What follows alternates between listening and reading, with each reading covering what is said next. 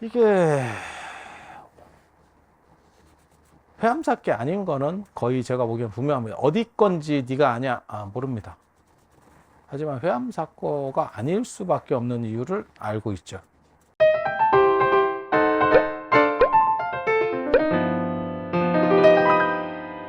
회암사에 지금 사리가 왔어요.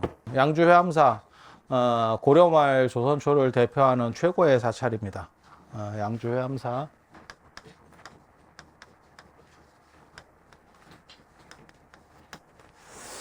그래서 거기에 지금 보스턴 미술관에서, 미국 보스턴 미술관에서 우리나라 그 사리기가 넘어갔는데, 일제강점기 때 어떤 놈이 갖다 팔아먹었어요. 누가 팔아먹었는지는 모르고. 그래서 그 사리기 안에서 사리가 나왔는데 그 사리가 5종류예요. 5종류. 그래서 연등불, 가섭불, 석가모니불, 그 다음에 지공스님, 나홍스님이거든요. 저도 나홍스님 사리를 한 번도 못 봤기 때문에, 지공스님, 나홍스님 사리를 한 번도 못 봤기 때문에 가서 친견을 할 생각은 하고 있어요.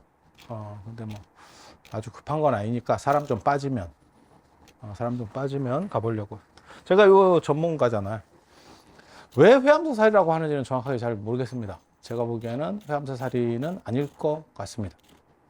아닐 것 같습니다. 네가 뭔데 그런 얘기를 하냐? 네, 이거 최고 전문가입니다.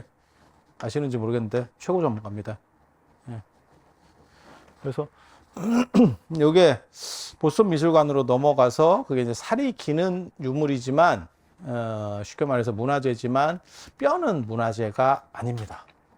뼈는 어떤 경우든 뼈는 문화재가 아니에요. 모든 매장 문화재의 기본 소유권은 국가가 가지고 있는 겁니다. 국가가. 그러니까 내 땅에서 나와도 국가 거예요.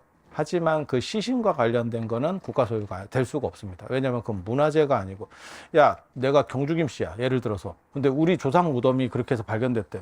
근데 그거를 우리 조상 할아버지 뼈를 박물관에 전시한다고? 이런 미친놈들, 이런 생각이 안 들어요? 그러니까 문중에서 돌려주세요 하면 돌려줘야 돼. 그건 국제법이에요. 국제법. 내가 우리나라에서 내가 이거 제일 먼저 얘기했다고. 그런 조항들이 있으니까 사리는 돌려달라고 하면 돼요 라고 해서 황룡사 사리랑 이런 게 돌아가게 되는 게 내가 신문 사설 쓴 뒤부터 작업이 된 거라고. 불교신문에. 예, 이걸 이렇게 하는 거예요. 이렇게 박물관에 있어도 박물관에서는 전시할 수 없습니다. 사리나 이런 것들은. 왜? 문화재가 아니니까. 네가 뭘로 전시를 해? 그러니까 수장고에 짱 박혀 있는 거예요. 먼지 먹고 있는 거예요. 그래서 그거를 성물인데, 우리 입장에 성물인데 그걸 다 돌려달. 그래서 우리나라 박물관에 있는 건 다 돌아왔어요. 다 돌아왔어. 그리고 이제 외국 박물관 이제 생각이 되는 거죠. 그렇게 해서 사리기를 주진 않고 문화재를 주진 않고, 강대국은 다 마찬가지입니다. 문화재는 어떠한 일이 있어도 반환하지 않습니다. 훔쳐간 게 명백해도. 그래서 이거는 뼈에 해당하기 때문에 사리는 우리식으로 부르는 거고, 사실은 큰 범주에서 보면 뼈입니다. 그래서 돌려달라면 돌려줘야 돼요. 그래서 그거를 문화재 제자리 찾기 운동 쪽에서도 했었고, 그 다음에 김건희 여사 쪽에서도 작년에 미국을 방문하셨을 때 그걸 얘기했어요. 그래서 요번에 그런 인연들로 인해서 요 사리 전시 시작할 때 대통령 내외분이 가신 거거든요. 그렇게. 이게 회암사께 아닌 거는 거의 제가 보기엔 분명합니다. 어디 건지 네가 아냐? 모릅니다. 하지만 회암사고가 아닐 수밖에 없는 이유를 알고 있죠. 회암사에는 부도가 이렇게 3개가 있어요. 회암사에 가보시면 양주 회암사 굉장히 중요한 절입니다. 굉장히 중요한 절입니다. 고려말 조선 초의 최고 사찰이에요. 그 전에 최고 사찰은 어디였습니까? 송광사입니다. 송광사. 송광사 대단한 절이에요. 동방제일도량. 쉽게 말해 한반도 최고절. 이라는 이야기를 들을 정도로. 그래서 저는 송광사를 제가 굉장히 좀 이렇게 좋아해요. 제가 멀어서 저는 경부선 라인을 타고 다니기 때문에 송광사를 제대로 가지는 못하는데 참 제가 연구하고 싶은 절 중에 하나예요. 만약에 내가 젊고 별로 할 일이 없었으면 내가 송광사에서 살 기회가 있었으면 아마 송광사를 연구했을 거예요. 왜? 개성에서 봤을 때 개성 고려십소가 개성이었잖아. 개경. 거기서 봤을 때 송광사가 진짜 땅끝이에요. 제주도 말고는 더 내려갈 데가 없는 거지. 수도에서 멀어지면 환경이 좋은 게 아닙니다. 잘 사는 사람들, 대한민국에 잘 사는 사람 어디 있습니까? 대전에 있습니까? 서울에 있죠. 큰 기업이 어디에 있습니까? 본사가 서울에 있죠. 아니 그렇잖아. 서울이잖아. 그러니까 서울로부터 멀어지면, 그러니까 서울과 수도권, 이제 좀 서울에 못 들어가면 수도권 이렇게 있고 지방에 이제 몇 개가 있죠. 울산, 뭐 부산 이런 데 조금 이렇게 본사들이 있는 회사들이 있고 옛날에도 마찬가지였던 거고. 그런데 우리 진울 스님이 그 끝에까지 가서 거기서 내가 불교를 제대로 한번 시작을 해야겠다라고 해서 그게 고려 말이 되니까 최고로 올라오는 거예요. 대단하지 않아? 그러니까 보통은 잘 나가는 쪽에 숟가락을 얹으려고 하는데 이 양반은 정반대로 가는 거지. 그리고 거기서 오히려 1등이 되는 거예요. 야, 이건 진짜. 그러니까 자리가 사람을 만든다라는 말도 있고 영웅은 시대를 만드는 거지. 그게 진정한 영웅이지. 그래서 송광사라는 절이 그렇게 대단한 절이에요. 원래는. 근데 지금은 너무 밖으로 갔죠. 그때 제가 진울 스님 옆에 있었으면 좋은 생각이긴 한데 그래도 조금 이렇게 대도시 나중에 대도시 들어설 만한 데 쪽으로 가셔야 돼요. 네, 이런 얘기를 해줬을 건데 안타깝지. 월정사도 그렇거든. 터는 좋아. 힘들죠. 제가 금강경 몽창기도를 하는 사람으로서 야 이거 힘들어. 주변에 도시가 없다. 도시가 없다. 그러니까 통도사가 좋은 이유가 뭐예요? 야 봐봐라. 양산시, 울산시, 부산시 그렇게 해가지고 한 500만 정도가 딱 갖추고 있죠. 그러니까 1시간 거리 안에 한 500만이 살고 있는 거야. 그런데 송광사 같은 경우는 그 입지 조건이 안 좋은 데서 그만큼을 이룬 거니까. 회암사라고 하는 절도 원래 별로 대단한 절이 아니었어요. 원래는 가지산문절이었었고 구산선문 중에 가지산문절이었었고 그걸 나중에 이제 나홍스님이 여기서 나홍스님이 깨달음을 얻거든요. 회암사가 두 가지로 아주 유명하거든. 태고보호스님이 출가한 사찰. 그래서 가지산문인 걸 아는 거고 나홍스님은 사골산문이거든요. 사골산문. 구산선문이 달라. 그리고 계통이 다르면 그 절에 살 수 없어. 원래는. 그래서 들어가서 나중에 이 회암사를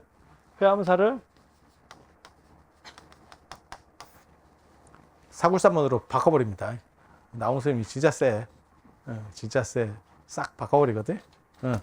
그리고 최고 사찰로 끌어올려. 당대. 나홍스님이 저 영덕 쪽 사람인데 신분이 별로 안 좋아요. 그러니까 아버지가 아소구라고 하는 분인데 약간 미화돼서 그러는데 실제로 이렇게 보면 한 동석이 정도 한 분. 동석이를 깔보는 게 아니고 그렇게 뭐 이렇다 할 게 없는. 그리고 그쪽에 저도 그쪽 생가 쪽에 가봤는데 진짜 꼴짝이야. 야, 내가 강원도에 사는 사람인데도 경상도도 이런 데가 있구나 싶을 정도로 가. 그러니까 촌놈이야, 완전 촌놈. 그리고 이게 언어라고 하는 게 되게 재밌어요. 문자나 언어라는 게 되게 재밌거든. 고급 언어가 있고 일반 언어가 있어. 저 같은 경우는 이제 고급 언어, 일반 언어, 상스러운 언어 이걸 이제 막 섞어 쓰죠. 섞어 쓰는데 논문 같은 거나 이런 책 쓸 때 쓰는 게 약간 고급 언어라고 보시면 돼요. 그리고 말할 때는 일반 언어를 쓰는 거고 그리고 이제 약간 재밌게 할 때 이제 농담도 하고 이럴 때는 약간 상스럽게 가는 거고. 아니, 그렇지 않겠어요? 여러분도 고급 언어는 배운 사람만 쓴다. 전문가의 언어들. 그러니까는 들어도 이게 뜻이 잘 안 들어오는 거지. 어려운 거지. 전문적 용어들이 막 나오면. 이해가 되시죠? 한자는 그게 훨씬 심해요. 잔잔하시네. 그래서 문장 구조만 봐도 이 사람이 어렸을 때부터 배운 사람인지 나이 먹어서 배운 사람인지가 티가 나. 한자 문장에는 그런 것들이 있어요.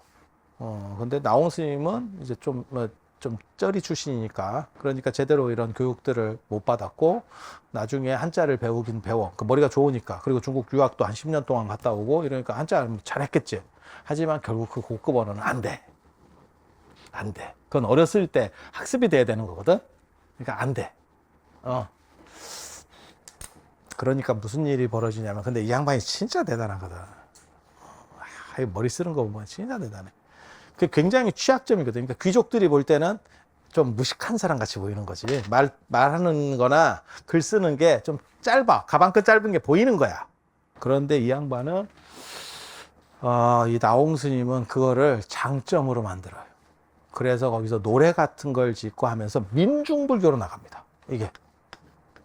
그러니까 민중에게 적합한 언어를, 그러니까 자기가 가방끈이 좀 짧으니까 그거를 주특기로 해서 떨치고 나가는 거야. 난 노래는 잘하는데 아이돌 비주얼은 아니야. 그래서 나는 트로트로. 젊은 남자애들 트로트로 이렇게 처음부터 나온 애들 있잖아. 이렇게 보면 딱 그런 거지. 진짜 트로트를 하고 싶어서 하는 사람도 물론 있을 거예요. 하지만 뭐 이렇게 성장 과정에서 안 그러면 이렇게 뭐 좀 전문가들을 만나면서, 야, 너는 그걸로는 안 돼. 그걸로는 안 돼. 그러니까 너는 약간 저쪽으로 가면 더 유리할 것 같아. 뭐 이런 판단들을 하겠지. 근데 귀족들에게 약간 무시를, 아마 약간 이렇게, 그건 배운 사람들이 원래 그런 거를 아주 고상하게 디스하는 걸 더 잘해. 그러니까 조금 낮은 사람들은 눈에 보이게 디스를 하고, 좀 있는 놈들이 돌려치기 디스를 한다고. 그리고 귀족 사회는 그게 더 심했을 거예요. 그래서 그런 걸 받았겠지만 나홍 스님은 차라리 이럴 바에는 내 장점으로 삼아서, 단점을 장점으로 삼아서 민중으로 가는 거예요.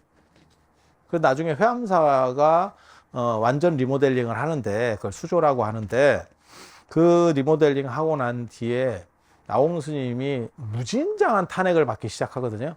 그때 신사대부들이 굉장한 힘을 쓰고 있을 때예요. 그래서 나홍 스님을 탄핵하기 시작합니다. 나홍 스님이 그 당시에 1등이에요. 불교계 1등. 무지하게 탄핵하거든요. 그 탄핵하는 이유가 진짜 재밌어. 이 양반이 뭐 특별히 잡힐 게 없어. 그러니까 뭐라고 얘기했냐면, 회암사를 중건하는 바람에 사람이 너무 많이 몰려와. 그쪽에.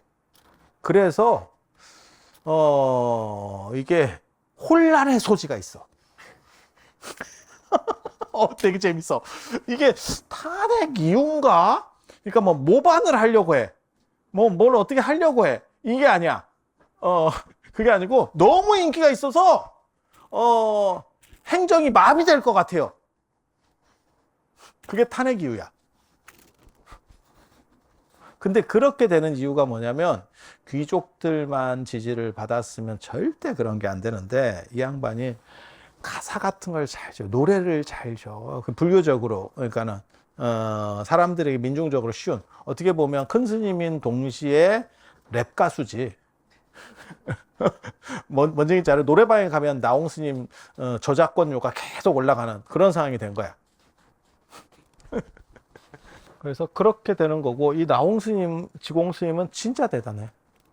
그렇게 해서 저 같은 경우도 몰라. 여기 회암사를 내가 가기는 갈 거예요. 근데 그 이제 전시가 어떻게 되는지는 잘 모르겠는데, 저 가기는 가볼 거예요. 제가 궁금하니까. 그리고 그렇게 한번 사리를 본다는 게 대단한 거지. 그런데 이게 나홍 스님하고 지공 스님 사리가 동시에 있다라고 하는 얘기는, 그걸 모셨던 부도는 하나였다는 뜻이에요.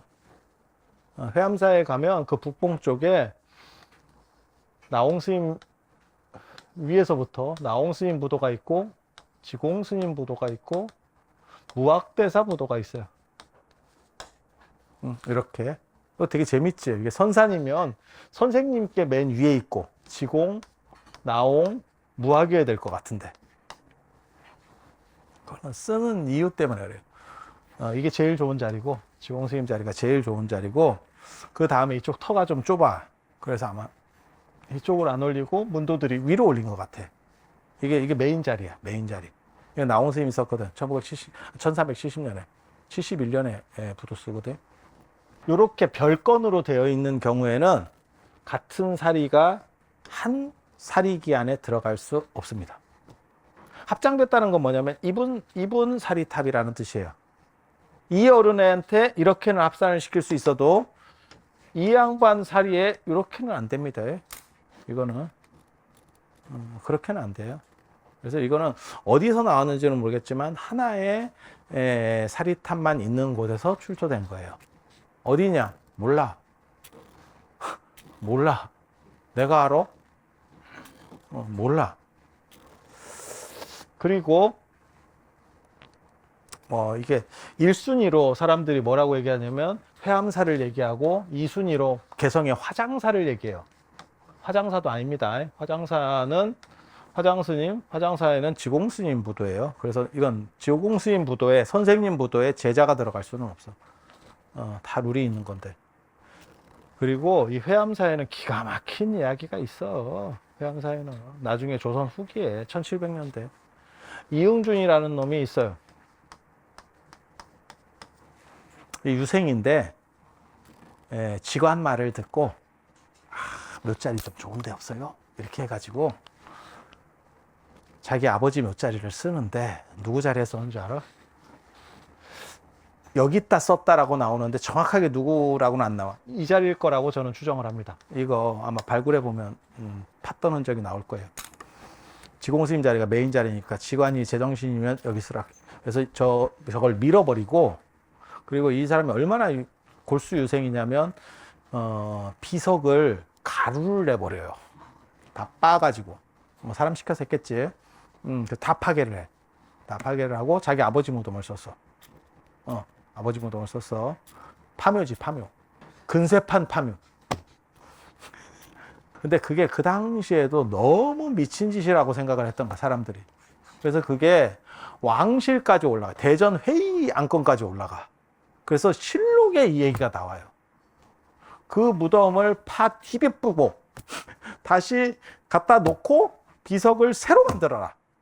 뽀갠 걸 새로 만들어라. 그렇게 해서 이제 실록에 그 얘기가 나와. 실록에. 실록은 가장 정확도가 높은 기록이에요. 역사책 중에, 역사책은 대부분 다 구라거든.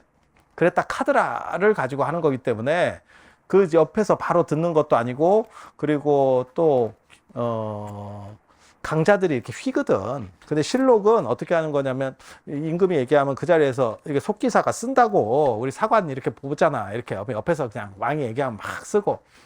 그래서 이때도 뭐 이런 놈이 있나? 이런 놈가 봐. 그래서 무덤 한번 쓰면 사실 유교적인 관점에서는 이게 막 깨트려라 이런 식으로는 잘 안 하거든. 그런데 그거 난리가 났어요. 아무리 숭유 억불 상황이라도 저거는 선을 넘어도 너무 넘었다. 이런 반응이 나와서 실록에 나오고, 비석이 있으면 앞뒷면이 있어. 앞뒷면에는 기록을 하잖아. 옆에 있는 걸 음기라 그래요. 음기. 부록. PS, 추신. 여기에 그 내용이 나와. 여기에 한 번 더 나와. 그러니까 이 내용이 더 상세해, 실록보다. 두드려 맞고 난리 났어요, 이 사람. 그래서 이 얘기는 뭐냐? 이쪽이 다 훼손됐겠구나. 라는 걸 추정해 볼 수 있어요. 그러니까 예를 들어서 여기를 뭐 무덤을 썼는지 여기를 썼는지는 정확하지 않아. 근데 이런 데 무덤을 썼으면 거기서 열었더니 은으로 된 사리기가 나왔어. 예를 들어서 하나가 나왔어. 앞뒤로 안 열 것 같아? 하나만 딱 나와. 은이, 지금은 여러분이 은을 좀 싸다고 생각하지, 그대로 옛날로 올라갈수록 은은 굉장히 비쌉니다. 엄청난 화폐 가치를 가지는 거예요. 은 덩어리를 이따시만한 것들이 나와. 다 돈이다. 엄청난 현찰이다. 있다는 걸 모를 때는 안 가갈 수 있어. 있다는 게 한번 알려지잖아? 싹 털립니다. 싹 털립니다. 그게 절 안에 있으면 그나마 되는데 절이 없었거든. 지금도 가보면 절 없거든. 그래서 여기 사리기일 확률은 제가 보기에는 없어. 그러니까 두 가지 이유 때문에 저는 그걸 추정하는 거거든요. 이 사건이 정확하게 기록이 돼 있다. 라고 하는 거 한 가지, 그 다음에 어떻게 스승과 제자가 한 사리기 안에 사리가 들어가 있느냐, 이건 납득하기 어렵다. 그거는 하나의 사리기를 퉁쳐서 만들었을 때, 그리고 그것은 나홍 스님 사리탑이어야 돼요. 부도여야 돼. 거기에 별책부록으로 지공 스님 사리가 들어간 거지. 그게 맞지. 아버지 유골함에 자식 뼈가 들어가는 거는 안 맞아요. 조선이라고 생각해도 안 맞아. 아버지가 쓰던 죽부인을 자식이 쓰면 안 되는 시절이야. 어디다가 거기다 압사를 해. 그건 말 같지도 않은 거지. 그래서 어디서 나왔는지는 잘 모르지만 저는 회암사는 아닐 거라고 생각해요. 근데 이제 잘 모르시는 분들이 이제 회암사가 제일 유명한 절이니까 회암사 아니겠나 이런 추정을 하는 거예요. 근데 기록들이나 이런 거를 좀 자세히 보면 가능성은 극히 나죠. 극히 나죠. 화장사는 이게 지공스님 사리탑이기 때문에 내가 보기에는 그것도 가능성이 없는 것 같고, 그것도 가능성이 없는 것 같고, 차라리 신륵사나 이런 쪽이 오히려 가능성이 더 크지 않나라는 생각을 해봅니다. 이건 그냥 개인적이에요. 그래서 차라리 그런 데가 가능성이 더 있지 않을까? 라는 생각을 해요. 이건 그냥 내 생각. 그냥 내 생각. 예. 그래서 여기에 보면 지공스님, 나홍스님 이런 분들이 계시는데, 제가 이런 분들 전문가고, 그 다음에 제가 또 이번에 수계법회, 백고자법회 할 때도 제가 증명사마상을 넣었어요. 증명사마상 여러분 잘 모르시죠? 어떤 법회를 진행하는 데 있어서 신과 같은 존재가 있어요. 불교에. 초월적 존재. 그분들이 증명을 해줘야 된다는 게 있어요. 그게 누구냐면 지공스님, 나홍스님, 무학스님이에요. 이게 증명사마, 어떻게 보면 신격화된 사람이에요. 불교 인물들 중에 신격화된 사람. 모든 법회, 점안식, 안 그러면 창건, 아니면 증축, 이런 거 전부 이 어른이에요. 전부 이렇게. 이게 이제 스승제자간이거든요. 스승제자. 그러니까 고려 말부터 조선 초까지 가장 강력했던, 그리고 잊혀진 분들이거든요. 저는 이분들을 모셨던 게 삼성각일 거다라고 추정을 해요. 삼성각. 이게 지금은 삼성각 들어가면 산신, 독성, 칠성 이렇게 모시고 있거든요. 안 그러면 산신 대신에 바닷가에는 용왕 이렇게 모시고 있는데, 이게 아닐 거다라고 저는 주장을 하는 사람이거든요. 왜? 이 성자는 사람에게만 쓰는 글자예요. 신에게 쓰는 글자가 아니에요. 그래서 요런 게 들어오면 안 돼. 사람이어야 된다고. 한자는 전부 그게 규정이 돼 있어. 그래서 아마 이 세 분들을 모셨던 정각일 거다라고 추정을 해요. 실제로 통도사나 이런 데 가면 삼성각에 이분들이 같이 옆에 모셔져 있어. 그래서 조선 초기까지만 하더라도 이분들이 꽉 잡고 있거든요. 그래서 그렇게 됐던 것들이 조선 후기에 바뀌면서 밀려나기 시작해요. 이 양반들이 태고보우 계열 쪽에 밀려나기 시작해요. 그러면서 이쪽으로 대체된 게 아니냐라는 생각을 해요. 그리고 이분들은 그냥 신하로 남게 된 거죠. 증명사마상으로. 그리고 나홍 스님께서 가장 어떻게 보면 오래 주석하신 데 중에 한 군데가 오대산이에요. 북대하고 영감사 쪽에. 예. 그래서 나중에 영감사 쪽도 가볼 건데, 저는 증명사마상을 제가 약간 틀었어. 여기를 지공 스님은 오대산에 안 왔거든. 그래서 여기다 자장률사를 넣고 여기에 범일국사를 넣었지.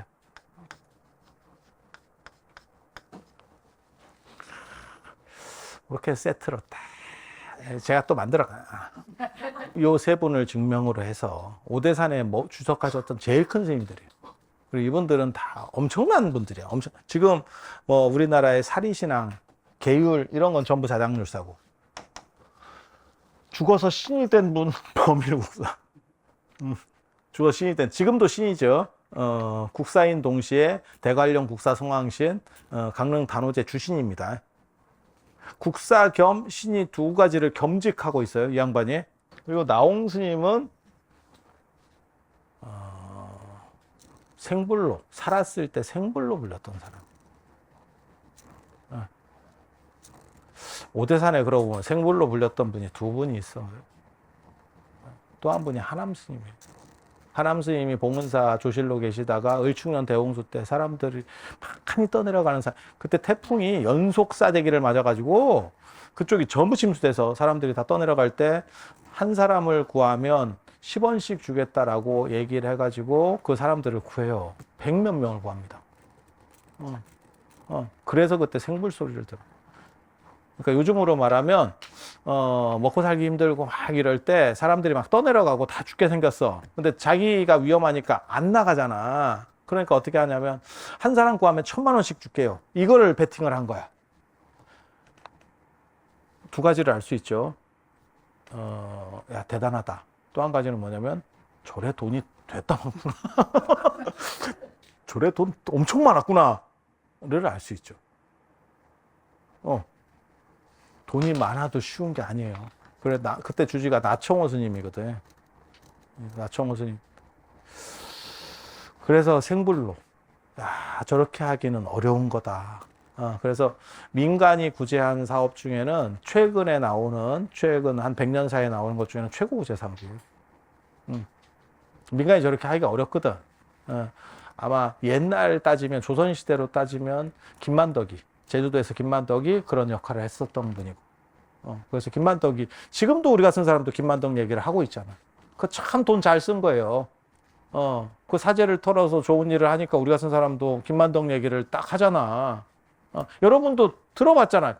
김만덕이 누군지 정확하게 잘 모르겠지만 이렇게 얘기하면 그런 사람이 있어 정도까지는 하잖아. 그러니까 그게 참 덕이라는 게 무시할 수 없는 거예요. 그거는 그렇게 잘 산 사람이 그 사람만 있었겠어? 제가 늘상 얘기하는 거 있어요. 왕이나 황제들 중에 잘 나가는 사람, 중국의 황제만 500명이 넘어. 중국 역사에. 기억하는 사람이 몇 명이나 있어. 며칠 전에 제가 붓다로 녹화할 때 그 얘기 했거든요. 저 감산사 가보면, 감산사에 가면 그 불상이 두구가 있어. 그게 나중에 이제 일제시대 때 경복궁으로 옮겨졌다가 지금 중앙박물관의 그 조각 쪽에 메인 유물이에요. 두구가 이렇게 있는데 그 뒤에 불상 뒤 등면에다가 자기 글을 써놨어. 그분이.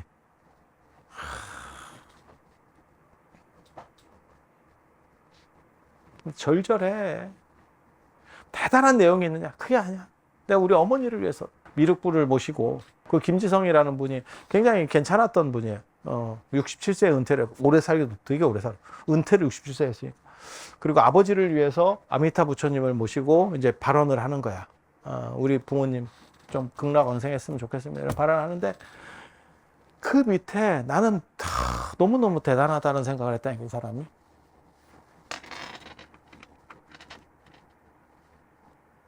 마누라 이름이 들어가. 마누라 이름이. 야, 그게 쉬운 거 아니다. 조선시대 때도 아마, 여러분 어렸을 때도 그 마누라 이름 그런 데도 못 넣어.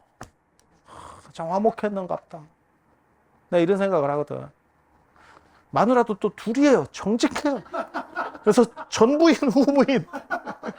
이게 죽어서 된 것 같진 않고 같이 살았던 것 같아. 한 집에. 뭐 형님? 이러면서 살았겠죠. 뭔 뜻인지 아시겠죠? 두 부인을 다 써줘. 그리고 부인 중에 하나가 죽으니까 망 이래가지고 돌아가 죽은 우리 마누라 이렇게 좀 해서 했으면 좋겠어. 그 어머니가 관초리 부인이거든. 이 김지성이 어머니가. 야, 관초리 부인 누가 알겠냐? 동생이 고파리, 마누라가 고놀이, 뭐 이래가지고. 그건 옛날에 향원이라서 그래요. 그러니까 남자들은 한자식으로 바꿨고, 여자들은 옛날 그냥 우리 글로 썼어. 그래서 그런 희한한 얘기가 나오는데, 야, 그 관초리 부인을 누가 알겠어? 신라시대 때 돈 많았던 사람들이 한둘이겠어? 그 등판에다가 그렇게 새겨놓으니까. 그러니까 저는 무주상보시나 이런 거 되게 싫어한다니까. 기록을 남겨야 뭘 했는지를 알 수 있어. 그리고 문화재 가치가 비교가 안 돼요. 그냥 이게 하나 남은 거하고 여기에 글이 들어가가지고 이게 누구누구가 뭐 했어요 라고 하잖아요. 10배 이상 가지고. 거기는 751년에 내가 뭘 해가지고 이렇게 해서 이렇게 했어요. 구구절절해. 그럼 막 그렇게 많이 구구절절해. 아니, 그건 아니고, 왜냐면 쓸 수 있는 글이 한계가 있으니까. 근데 당신의 인간관계가, 내 동생은 누구고, 뭐 어떻게 하고, 이렇게 해서 좀 잘 얘네들이 됐으면 좋겠어요. 근데 앞에 불상을 만들고 뒤에 불상을 만들 때, 또 동생이랑 마누라가 죽어요. 그 사이에 이제 조상을 하다 보니까 자기도 지금 67세 은퇴했으니까 동생도 나이가 많을 거 아니에요.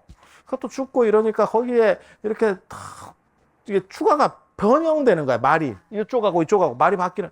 거기에 짧지만 슬픔이 있어. 그리고 그분의 바람이 있어. 그리고 더 재밌는 건 자기도 죽어. 그 불상이 완료되기 전에. 왜? 요즘같이 이렇게 막 만드는 시절이 아니잖아. 돌 갖고 와서 쪼이짓 하고 있는데. 그래서 저는 기록을 남겨야 된다라는 생각을 하는 거고, 이거야말로 어떻게 보면 이 사람이 부모님에 대해서 이 이상 효가 있겠나 싶어. 우리 같은 사람도 관축이 부인을 알아요. 야, 진짜 신기하지. 제주도에 김만덕 같은 사람이 또 없었겠냐? 아니, 생각을 해봐. 제주도 전 역사를 통틀어서. 어떻게 보면 제주가 제일 자랑해야 될 사람은 추사가 아니고 김만덕이에요. 그래서 공덕의 등불은 참 그게 참 영원한 거예요. 어떻게 보면 투자로 얘기하면, 어떻게 보면 그 김지성이라는 사람 재산 중에서 그게 몇 프로나 되는지는 난 모르겠어. 근데 돈이 있으니까 그런 걸 했겠지. 자식에게 주고 뭐 한 것도 다 있었겠지. 그거 다 사라진 거 보여. 그거 하나 남았지. 그래서 그 집의 가족사를 얘기해 주고 있지. 그러면 가족사가 뭐 대단해요? 이렇게 생각하거든? 그게 진짜 시절지라면 대단한 거다. 대단한 거다. 현장 스님을 현장 스님으로 있게 한 거는 경전 번역이 아니고 대당소였게 하고 차은전이야. 그 양반 기행문. 그게 오늘의 현장을 있게 하는 거예요. 그 당시에는 별 볼 일 없어. 그게 남았어요. 세상이라는 게 참 묘해. 그 당시에는 그냥 아무것도. 그래서 우리 같은 경우도 저런 거 뭐 이제 태화 같은 거 이렇게 조성하면 화기 쓸 때 저는 언간하면 좀 자세히 쓰려고 하는 사람. 사람들 뭐라고 생각하면 좀 쪽팔리다라고 생각하는 사람도 있거든. 근데 그게 나중에 의미가 돼. 살아남을 수 있느냐? 모르지. 그건 어차피 뭐 시절의 풍파라는 게 다 있으니까. 아니 그렇잖아. 그래서 이렇게 증명 사마상을 메시고 백분의 스님을 딱 이렇게, 그거 쉽지 않아. 쉽지 않아. 그래서 그 에너지를 가지고 하는 게 월정사 백고자법회, 수계법회예요. 백고자 수계법회. 내가 생각한 거지만 진짜 그거는 잘한 것 같아요. 왜? 오늘날 한국 불교에서 100명의 스님을 안 친다는 게, 작년에도 100명 더 했습니다. 100명 더 있었습니다. 숫자는 넘었어. 왜? 스님들도 거기에 앉는 걸 좋아해요. 야, 신도도 그렇지만 스님 입장에서도 그거 언제 참석해 볼 거야, 그런 거. 그리고 지금은 100명을 안 친다는 자체가 쉬운 게 아니에요. 부산 불교도 대회 뭐 몇 년 전인가 했을 때 내가 거기 백고자법회 올라갔었잖아. 그거는 진짜 부산 불교가 다 해서, 부산 불교 전체가 그냥 단위 사찰로는 쉽지 않아. 본살에도 100명 모은다는 게 쉽지 않아. 그래서 이런데 여러분들이 참석하는 것도 나중에 다 의미가 될 거예요. 그리고 우리는 또 그런 거를 단순히 그게 공덕만, 개인의 공덕만 되는 게 아니고 우리 또 다 영상 작업을 해요. 그러니까 내 주변에 있으면 다 기록으로 남는다. 그거 돈 되게 많이 드는 거예요. 여러분이 진짜 너무 쉽게 보는 거야. 그거 돈 되게 많이 드는 거야. 오늘도 그 붓다로드에 내가 기차 타고 오면서 하니까 누가 카톡 보냈던데, 붓다로드에 지금 그 해능스님 유적지 한 거 나오고 있어요. 이렇게. 그러면 내가 수업하는 것만 나오느냐? 아니다. 또 별편으로 해서 우리 답사 한 개 또 나온다. 그리고 그거는 방송이 되는 거고, 방송 안 되는 걸로 우리 전체 갔었던 일정을 쫙 쫙 해가지고 그 영상으로 한 대여섯 개짜리가 또 나올 거예요. 그러면 그게 다 돈입니다. 다 돈입니다. 안 하면 편하고 예산도 절약돼요. 근데 이번에는 너무너무 고맙게도 그 해령 스님 유적지 갔을 때는 과일철이 아니어서 돈이 크게 튼 게 없어.